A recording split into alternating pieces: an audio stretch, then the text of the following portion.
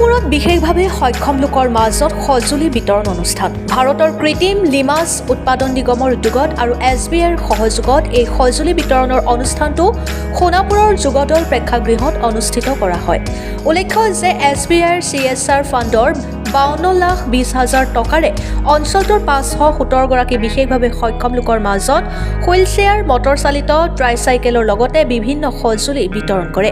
সাধাৰণ লোকৰ নিচিনাকৈ বিশেষভাৱে সক্ষম লোকসকলেও যাতে সমানে আগবাঢ়ি যাব পাৰে আৰু তেওঁলোকৰ জীৱনটো যাতে সুন্দৰ হয় তেনে লক্ষ্যৰে এই ব্যৱস্থা কৰা হৈছে বুলি উদ্যোক্তাসকলে জানিবলৈ দিয়ে।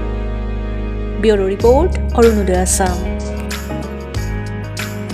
पंजाब सिंध गुजरात मराठा द्राविड उत्कल गंगा विंध्य हिमाचल यमुना गंगा उच्चल जलधि तरंगा तव शुभ नामे जागे तव शुभ आशीष मांगे गाहे तव जय गाथा।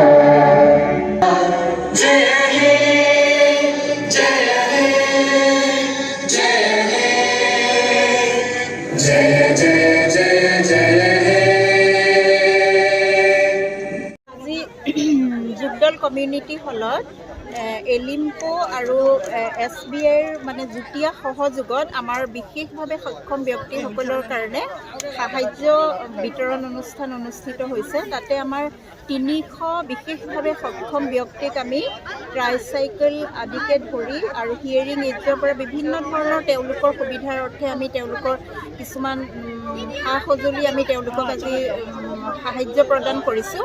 আশা কৰিছোঁ এই ব্যক্তিসকলে যাতে আমাৰ সমানে সমানে তেওঁলোকৰ যিটো মানে দৈনন্দিন জীৱন যাপন এই সঁজুলিসমূহৰ যোগেদি তেওঁলোকে যাতে সেইখিনি মানে দৈনন্দিন জীৱনত যাতে তেওঁলোকৰ সহায় হয়, সেই হিচাপে তেওঁলোকে যাতে জীৱনটো ভালদৰে উদযাপন কৰিব পাৰে তাৰ কাৰণে আজি তেওঁলোকক এই বিতৰণ অনুষ্ঠান কৰা হৈছে আৰু তেওঁলোকৰ উন্নত মানে ভৱিষ্যত কামনা কৰিলোঁ।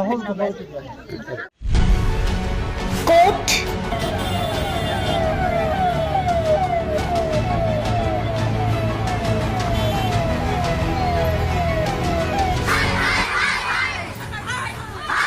কিয় কেনেকৈ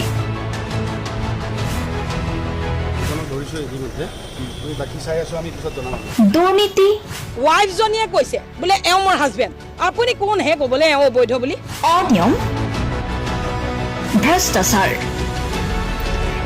একো নায়কতাবাদ এতিয়াৰ পৰা আৰু নহ'ব। আমি দিম সত্য বাতৰি।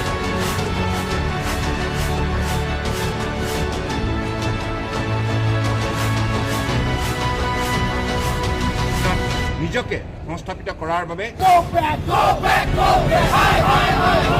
শুদ্ধ ৰূপত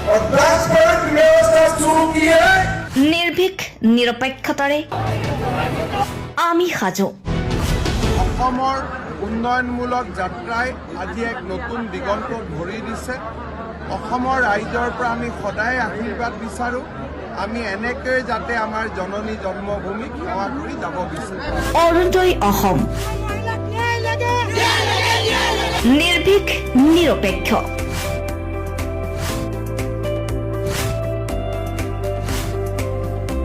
ৰাইজৰ বাবে ৰাইজৰ পক্ষত অৰুণোদয় অসম।